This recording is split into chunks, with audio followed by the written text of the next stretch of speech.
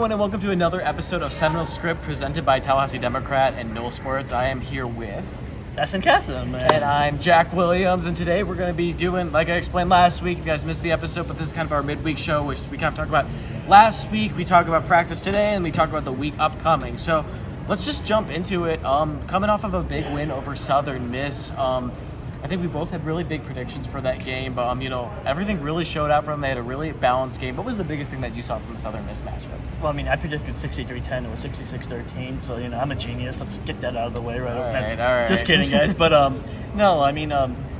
we got to see Jordan Travis had a solid game.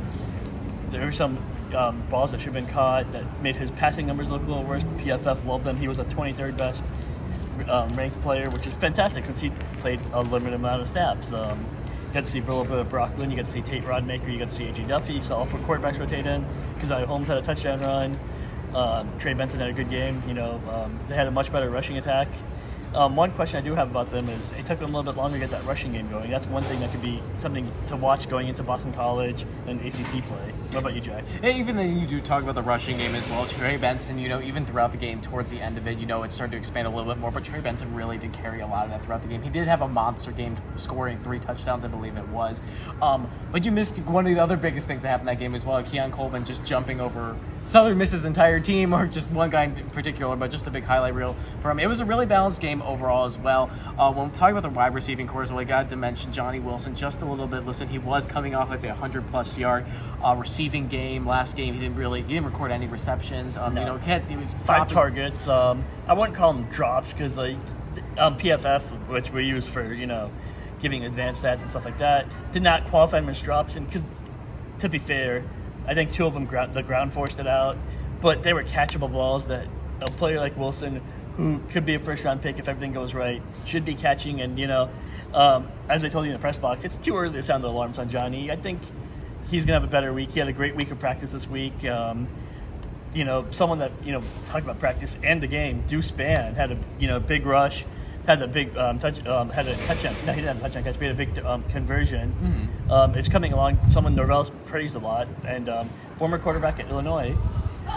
You said it the right way this time. Yeah, I always pronounces it with the S. I'm from Illinois, so that Illinois. But Deuce Spann had a great practice today. Jaheim Belden had a catch. Has had 2 great catches today. He's looked better in practice. He's looked really good. So this team has so much depth, so much talent. Darion Williamson still hasn't had a great game, had his first career touchdown.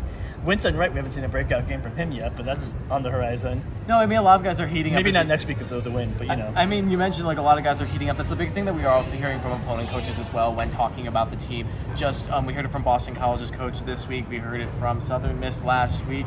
It's just the depth that they bring to the field, all the returners, and just how deep they are at every position. And we really got to see a lot of that against Southern Miss, whether it was on the defensive side of the ball or the offensive side of the ball as well. Everyone really played a big role as well. 102 players, I believe that was the number that got played against that in the most Norvell's ever played as a head coach. The most he's ever played as a head coach. And going into this week, depending on how things go, all different noises around us right now. Depending on how this week goes, we could see another depth game where we're seeing a lot of players coming into it as well, but we can't forget about what Boston College is bringing to the field as well. And the quarterback, the name's eluding me right now, but I'll put a note of it in the video. But someone that FSU had recruited, very running back's an athlete.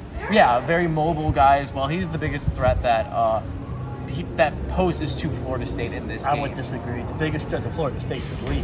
The Hurricane Lee. That's a great point as well that you bring up as well. The weather is going to play a factor in this game. They did have some wet ball practice today in practice, just prepping for that as well. Norvell said there's only so much that you can do about this as well, and even brought up the point he wishes that he could just put fans across the IPF and have them practice an actual 70-mile-per-hour winds. Unfortunately, I don't really think that's possible. Maybe one day everybody can bring in a leaf blower or their box fan from their apartment or something like that. But Lee is going to play a factor, as you wrote about it.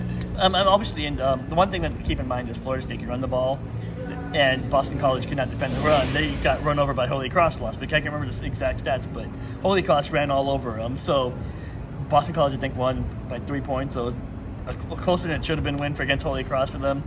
So Florida State should be able to run the ball, and I think that will mitigate, whatever Lee does. And Norvell mentioned the Chris balls that Jordan Travis throws, which I don't care if it's 70 miles per hour. You could throw a perfect ball; it's going to get knocked down. Mm-hmm.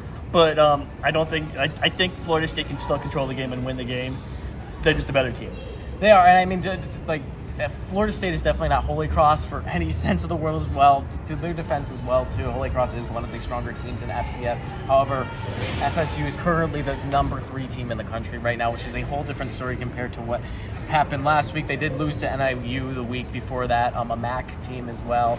But it should be another interesting game. It will be interesting to see where it progresses once we get into the second half of it, and if we are going to see more of the team as well. This is, in my opinion, it's a game that, and I think everyone else's opinion as well, it's a game that Florida State is heavily favored in as well. 28-point favorites last night I saw the line, which could go up or down depending on, depending on what on the happens. weather. They have Florida State has a factor in the game too, that it's hard for them to measure out a whole hurricane, a whole tropical storm as well, playing into that as well. There was the whole situation that happened with the hurricane when NC State played Notre Dame and years ago, and that was a wild game as well. But we'll see what happens. As of right now, the game is scheduled to be played at noon Eastern Time in Boston on ABC. So we'll stick with that now, and we hope that it stays that way. But yeah, if you guys want to look for any more FSU content, follow us on Twitter, X, or Facebook, Instagram at Noel Sports. And then you can subscribe to us at Tallahassee Democrat, and we will see you guys on Saturday.